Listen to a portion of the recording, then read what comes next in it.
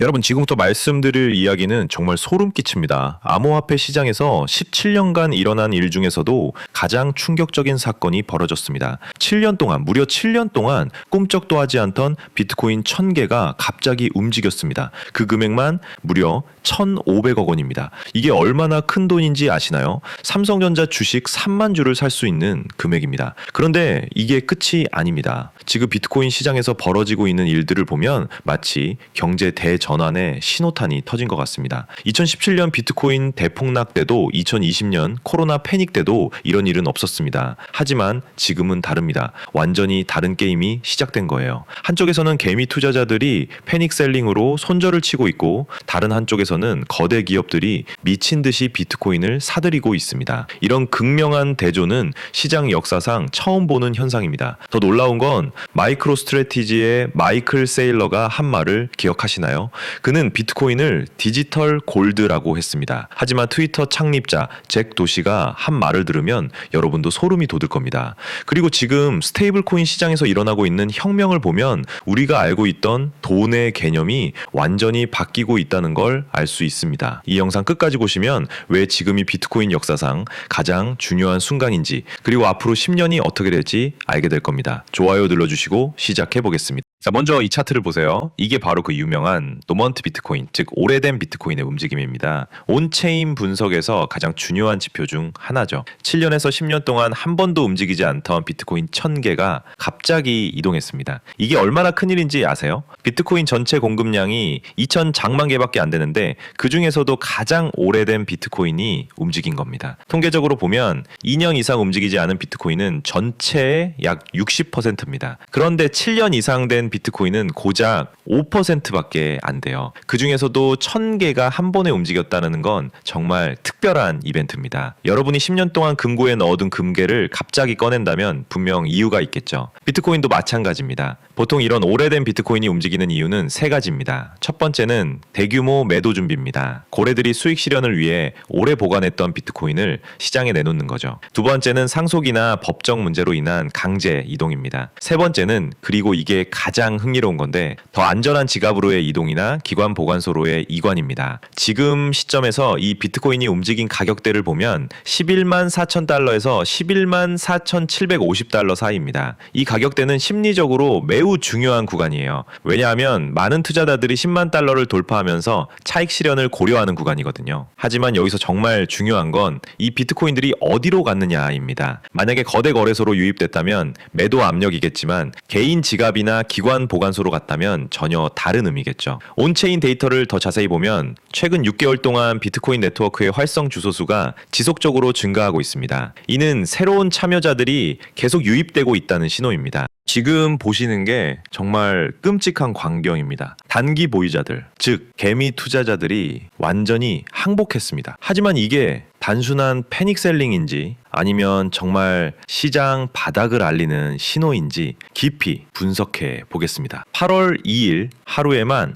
21,400개의 비트코인이 손실 상태로 거래소에 입금됐습니다. 총 하지 4만 개 이상이 투매로 나왔어요. 이 숫자가 얼마나 큰지 감이 안 오시죠? 비교해 보겠습니다. 2022년 테라, 루나 사태 때 하루 최대 비트코인 유입량이 3만 5천 개였습니다. 2020년 3월 코로나 패닉 때가 2만 8천 개였고요. 지금이 그때보다도 더 심각한 상황이라는 뜻입니다. 여러분, 이걸 캐피츄레이션, 즉 항복성 매도라고 합니다. 개미들이 완전히 포기한 상황이죠. 하지만 역설적으로 이런 극단적인 공포는 종종 시장 바닥을 의미하기도 합니다. 월스트리트에는 이런 말이 있습니다. 혈관에 피가 흐를 때 사라. 워런 버핏도 비슷한 말을 했죠. 남들이 탐욕스러울 때 두려워하고 남들이 두려워할 때 탐욕스러워라. 실제로 비트코인 역사를 보면 가장 큰 수익을 낸 사람들은 모두가 절망할 때 샀던 사람들입니다. 2018년 3,000달러대에서 샀던 사람들, 2020년 3월 4,000달러대에서 샀던 사람들이, 그렇죠. 그런데 여기서 정말 미친 일이 일어납니다. 개미들이 팔고 있을 때 누가 사고 있었을까요? 공포 탐욕 지수를 보면 현재 극도의 공포 상태입니다. 하지만 이런 상황에서도 꾸준히 비트코인을 매집 밀집하는 세력이 있습니다. 바로 스마트머니라고 불리는 기관 투자자들이죠. 흥미로운 건 개인 투자자들의 매도와 기관 투자자들의 매수가 거의 완벽하게 일치한다는 점입니다. 마치 한쪽에서 물건을 내놓으면 다른 쪽에서 즉시 받아가는 것 같아요. 이게 바로 답입니다. 1,000개 이상 비트코인을 보유한 상장 기업의 수가 역대 최고치인 35곳에 도달했습니다. 하지만 숫자만 봐서는 이게 얼마나 혁명적인 변화인지 모르실 거예요. 2020년만 해도 비트코인을 대량 보유한 상장 기업은 마이크로 스트래티지 정도였습니다. 지금은 테슬라, 스퀘어, 코인베이스, 갤럭시 디지털, 마라톤 디지털, 라이엇 블록체인 등 수십 개 기업이 비트코인을 기업 자산으로 보유하고 있어요. 더 놀라운 건 이들이 비트코인을 보유하는 이유입니다. 단순한 투기가 아니라 인플레이션 해지와 장기적 가치 저장 수단으로 보고 있다는 점이에요. 마이크로 스트래티지의 경우 현재 약 17만 4천 개의 비트코인을 보유하고 있습니다. 평균 매수 단가가 3만 달러 정도니까 현재 가격으로는 엄청난 수익을 내고 있는 상황이죠. 여러분, 이 그래프를 보세요. 예전엔 점진적으로 증가하던 게 최근 들어서는 수직 상승하고 있어요. 특히 2024년 들어서 급격히 증가했는데 이는 비트코인 ETF 승인과 무관하지 않습니다. 비트코인 ETF가 승인되면서 기관들이 비트코인에 접근하는 방법이 다양해졌어요. 직접 보유하거나 ETF를 통해 간접 투자하거나 비트코인 관련 기업에 투자하는 방법까지 생겼죠. 개미들이 패닉 셀링 할 때 기관들은 조용히 쓸어담고 있었던 겁니다. 이게 바로 시장의 아이러니죠. 정보력과 자본력이 다른 상황에서는 이런 일이 자주 일어납니다. 골드만삭스, 모건 스탠리, JP모건 같은 전통적인 월스트리트 기업들도 이제 비트코인 서비스를 제공하고 있습니다. 불과 몇 년 전만 해도 비트코인을 사기라고 했던 JP모건의 제이미 다이먼도 이제는 고객들에게 비트코인 상품을 판매하고 있어요. 댓글로 알려주세요. 여러분이라면 개미를 따라할 건가요? 아니면 기관을 따라할 건가요? 그런데 기관들이 왜 이렇게 비트코인에 미쳐 있는지 그 근본적인 이유를 들으면 여러분도 확신하게 될 겁니다. 트위터를 만든 그 잭 도시가 이런 말을 했습니다.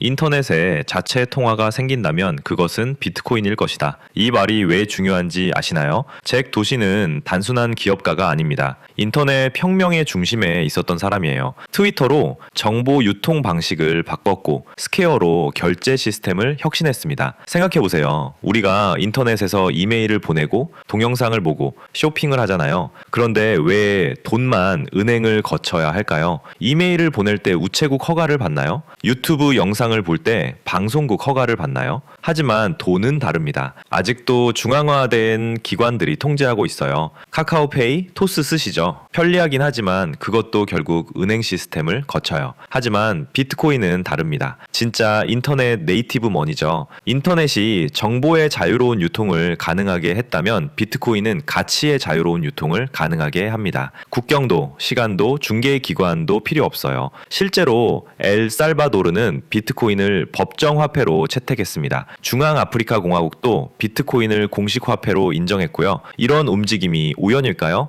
잭 도시는 단순히 투자 관점이 아니라 기술 철학적 관점에서 이야기한 겁니다. 그는 비트코인을 인터넷의 기본 화폐 프로토콜로 보고 있어요. HTTP가 웹의 기본 프로토콜이듯이 비트코인이 인터넷 경제의 기본 프로토콜이 될 거라는 거죠. 더 흥미로운 건 잭 도시가 블루스카이라는 분산형 소셜미디어 프로젝트를 진행하고 있다는 점입니다. 여기서도 비트코인을 기본 결제 수단으로 고려하고 있어요. 이게 바로 기관들이 미친 듯이 사들이는 이유예요. 비트코인이 단순한 투자 자산이 아니라 미래 인터넷 경제의 기반이 될 것이라고 보기 때문입니다. 그리고 여기 더 놀라운 보고서가 있습니다. 그레이스케일이 발표한 스테이블 코인 미래 결제 보고서죠. 이 보고서를 보면 우리가 지금 얼마나 큰 변화의 한가운데 있는지 알 수 있어요. 여러분 이거 아세요? 지금 암호화폐 거래의 70%에서 80%가 스테이블 코인으로 이루어지고 있어요. 비트코인보다 스테이블 코인이 더 많이 사용되고 있다는 뜻입니다. 스테이블 코인이 뭔지 간단히 설명드리면 달러나 원화 같은 법정 화폐에 연동된 암호화폐입니다. 1USDT는 항상 1달러 가치를 유지하도록 설계되어 있어요. 현재 스테이블 코인 시장 규모는 약 1,800억 달러입니다. 한화로 약 240조 원이에요. 이게 얼마나 큰 규모인지 아시나요? 우리나라 M인 통화량이 약 1,000조 원인데 그의 4분의 1에 해당하는 규모입니다. 해외 송금을 예로 들어보겠습니다. 은행을 통해 미국의 미국에 1만 달러를 송금하면 수수료가 보통 $50에서 $100 사이입니다. 시간도 2일에서 5일 걸려요. 하지만 스테이블 코인을 쓰면 수수료가 $1도 안 되고 시간도 몇 분이면 끝납니다. 더 놀라운 건 24시간 언제든지 가능하다는 점이에요. 은행은 주말이나 공휴일에 문을 닫지만 블록체인은 365일 24시간 돌아갑니다. USDT, USDC, PYUSD까지 이제 디지털 달러가 현실이 되고 있습니다. 페이팔이 만든 PYUSD는 특히 주목할 만해요. 전 세계 4억 3천만 명의 페이팔 사용자들이 바로 스테이블 코인을 사용할 수 있게 됐거든요. 최근에는 비자와 마스터카드도 스테이블 코인 결제 서비스를 준비하고 있습니다. 여러분이 스타벅스에서 커피를 살 때 스테이블 코인으로 결제하는 날이 머지 않았다는 뜻이에요. 그런데 이 모든 스테이블 코인들이 뭘 기반으로 돌아가는지 아세요? 바로 비트코인이 만든 블록체인 생태계입니다. 비트코인이 디지털 화폐의 가능성을 증명했고 그 위에 다양한 금융 서비스들이 구축되고 있는 거예요. 중국은 디지털 위안화 CBDC를 이미 출시했고 유럽연합도 디지털 유로를 준비하고 있습니다. 미국도 디지털 달러 연구를 진행 중이에요. 전 세계가 디지털 화폐로 이동하고 있습니다. 자, 정리해 보겠습니다.